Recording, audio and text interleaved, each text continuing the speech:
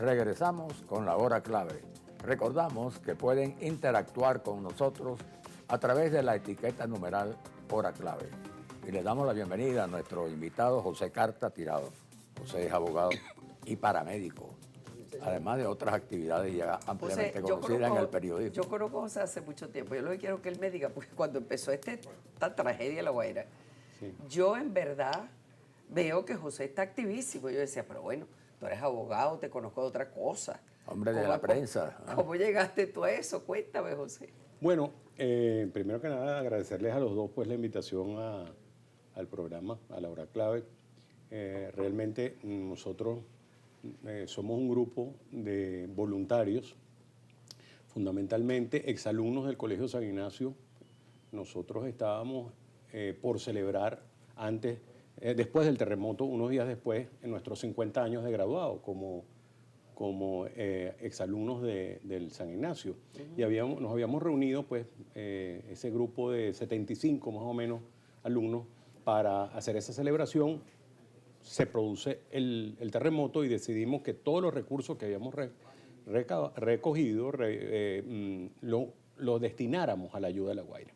Inmediatamente, sin ninguna organización previa, ni instrucciones, ni estructuras formales, arrancamos médicos, que son exalumnos, paramédicos, en el caso mío, soy abogado, pero soy paramédico,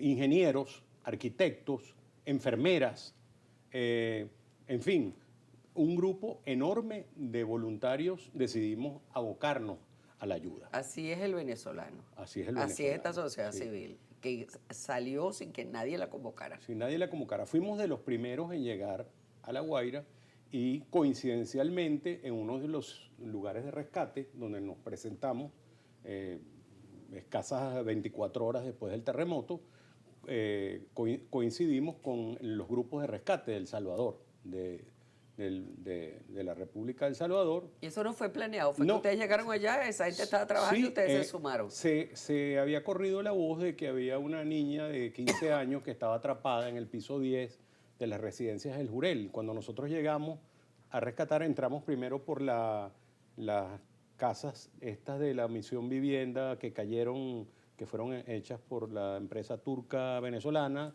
y ya habían sacado a muchos de los sobrevivientes, los propios vecinos. Esa solidaridad a la que tú te refieres. En Playa Grande. En Playa Grande, sí. Los primeros rescatistas no fuimos ninguno, ni siquiera voluntarios ni órganos de rescate, fueron los propios vecinos que ayudaron a sus vecinos a salir. Claro. Entonces nos hablan de que hay una joven atrapada en la residencia del Jurel, nos presentamos y llegamos conjuntamente con las fuerzas del Salvador. Algo muy impresionante fue que no había telefonía celular de ninguna de las operadoras, no había electricidad ni había agua, nada. Claro. Las primeras, yo diría que las primeras 120 horas no hubo ningún tipo de comunicación.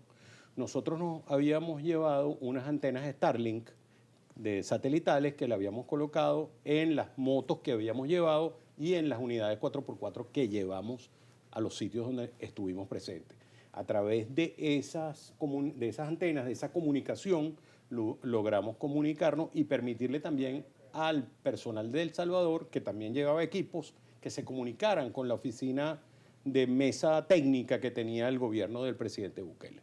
Entonces comenzó una sinergia entre el grupo de voluntarios venezolanos y el grupo de El Salvador que fue muy eficiente. Operamos de manera impecable durante más de 20 días juntos.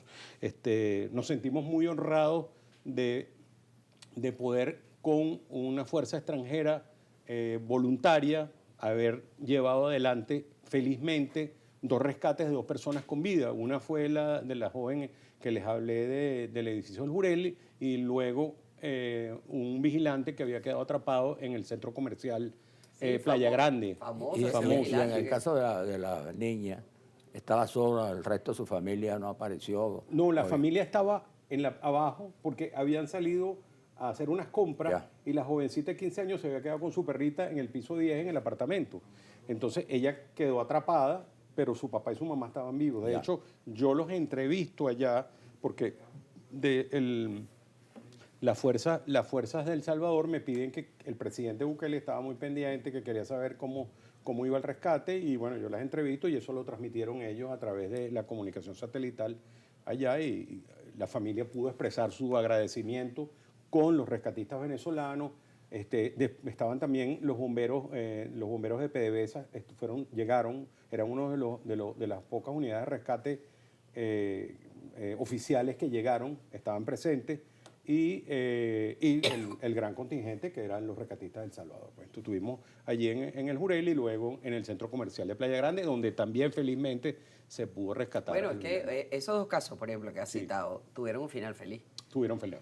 Pero tienes que haber visto muchas cosas muy, muy impresionantes desde el punto de vista de, o sea, cosas que verdaderamente a uno emotivamente lo destrozan, ¿no? Sí, el clima psicológico, ¿no? Emocional. El tema psicológico no solamente para los familiares que estaban alrededor de los centros donde se estaban rescatando las personas, ¿no? Sino para los propios rescatistas. Llegamos a un momento que nosotros no dormíamos, pero no dormíamos porque no era que no teníamos dónde dormir, sino que estábamos como claro. La adrenalina te Exacto. mantiene todo el tiempo despierto, Alerta, tienes una ansiedad por ayudar, por estar allí, aunque nos retirábamos de los sitios a descansar y nos rotábamos con los otros, queríamos era estar en La Guaira. Porque sabías que 1 minuto, 5 minutos, 4 minutos podían ser la diferencia entre la vida y la muerte de una persona que está atrapada allí, ¿no? Así es. Ahora mira, José, nosotros ya hemos escuchado bastantes historias sobre ese trabajo heroico que han hecho muchos de ustedes, realmente. Y además, sin que nadie, como te digo, los mandara, sin que nadie les pague por eso, es una cosa completamente voluntaria y solidaria. Ahora, a uno lo que le preocupa, la gente que ha ayudado con tanta dedicación, evidentemente tiende a volver a la normalidad, pero todavía hay mucho que hacer y todavía hay gente que está necesitando.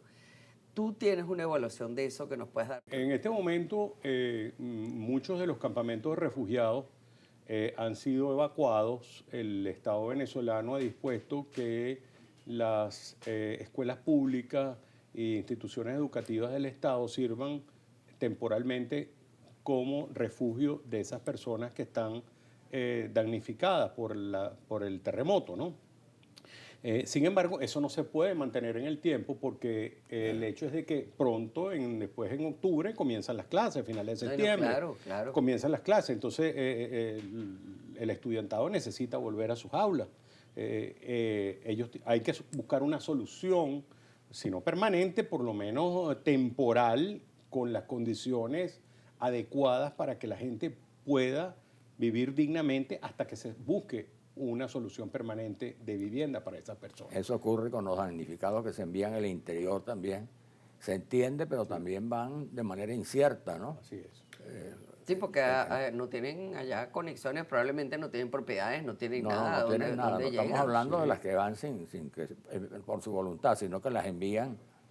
También hay una respuesta importante de la ciudadanía que, en el interior ha organizado cómo recibir a los damnificados. Sí, hay un tema también, Manuel Felipe, que es el tema de las comunicaciones. Esas personas que están en esos campos tienen un pequeño celular y tienen que comunicarse, pero tienen que comprar una tarjeta telefónica. ¿Pero de dónde sacan el dinero para comprar una tarjeta? Claro. Si no tienen dinero ni siquiera para comprar las cosas más básicas. Afortunadamente, ha habido una respuesta de muchos organismos internacionales, privados venezolanos. Nosotros hemos donado antenas satelitales abiertas, de manera que la señal en esos campamentos de refugiados que hubo, pudieran las personas comunicarse, accesar libremente. Claro, pues la otra cosa es el internet, no es solamente una tarjeta. No solamente el comprar tu tarjeta si no tienes internet. No tienes internet, sí, compras la tarjeta, pero necesitas el acceso, ¿no? A través de las mensajerías instantáneas, como los servicios que existen. Tú necesitas una conexión de internet para poder comunicarte con un familiar que de repente tienen en Barquisimeto, o en Mérida, o en Puerto La Cruz. Tienen que ellos decir, mira, estoy vivo, estoy aquí, necesito esto, de manera de que se puedan... No, y ahora es más grave cuando se ha presentado una situación tan grave en materia de electricidad. Es decir, zonas que tienen los apagones, los programas, Eso no están Servicios llegando. que ya venían Bueno, deficientes claro, pero- y lo que han pero por sufrido eso. por causa de esto. Claro, por eso. Y a pesar de las donaciones de las organizaciones internacionales, Cáritas, Samaritan Purse, que han estado presentes de verdad, y es bueno mencionarlo, porque han hecho una labor encomiable, extraordinaria. En casi el 100%, 90% de los campamentos refugiados, tú ves las carpas, los toldos, las carpas azules de Samaritan, ayuda de Cáritas, etcétera. O sea, ahí hay una presencia, pero eso no es suficiente. Caracas no se puede olvidar tampoco de La Guaira. O sea, ha habido un gran voluntariado de aquí que todos los fines de semana hemos tratado de mantenernos allí, aún después de que los rescates cesaron. Yo ayer estuve precisamente en Naiguatá llevando unas ayudas de nosotros, los graduandos de Loyola, a la iglesia de Naiguatá, que colapsó la iglesia. El párroco montó en una iglesia pequeña que está arriba en la montaña, un pequeño dispensario, una iglesia, en una escuela parroquial, pero necesitan insumos. Pero claro. No tienen comida para toda esa gente, no tienen servicios médicos para todo, medicinas para todo. Entonces, nosotros debemos mantenernos. Tú puedes también tener resiliencia, tomar iniciativas, pero necesitas ayuda. Necesitas ayuda. Porque no puede, además, tampoco se puede suplir lo que le corresponde hacer al Estado. Eso es una cuestión que ha ocurrido durante toda esta tragedia, y tú ves que ha sido tal la respuesta de la sociedad civil que prácticamente han hecho el trabajo que le correspondía hacer al Estado. Ahora, no lo puedes suplir. No lo puedes suplir porque no llegas a eso. No llegas. Ahora, yo de verdad te quiero agradecer en esta oportunidad, porque yo sé todo lo que ustedes han hecho y lo que siguen haciendo. Sí, gracias. De manera que... De verdad que ha sido totalmente espontáneo. Nosotros hemos puesto en puntos suspensivos nuestras vidas. Sí, es verdad. Y nos hemos dedicado a esto. Pensamos que de verdad es algo que es nuestro lema de amar y servir, es nuestro lema de Loyola. Nosotros hemos decidido seguir en esto hasta que Dios nos lo permita y podamos hacerlo. Yo, de hecho, me nació una nieta afuera y tenía compromiso de ir a verla, a conocerla. Sí, ya el bautizo, etcétera, y no tuvimos mi esposo y yo que cancelarlo porque esto es más importante. Esto de verdad que es lo más importante que podemos hacer nosotros los venezolanos por nosotros mismos los venezolanos. Pues de nuevo, muchas gracias, José, y que Dios les dé fuerza y suficientes recursos como para seguir hasta que esta emergencia se alivie, por lo menos. Se alivie, porque todavía no está ni aliviada, pues. Amén. Bueno, vamos a la pausa y ya volvemos.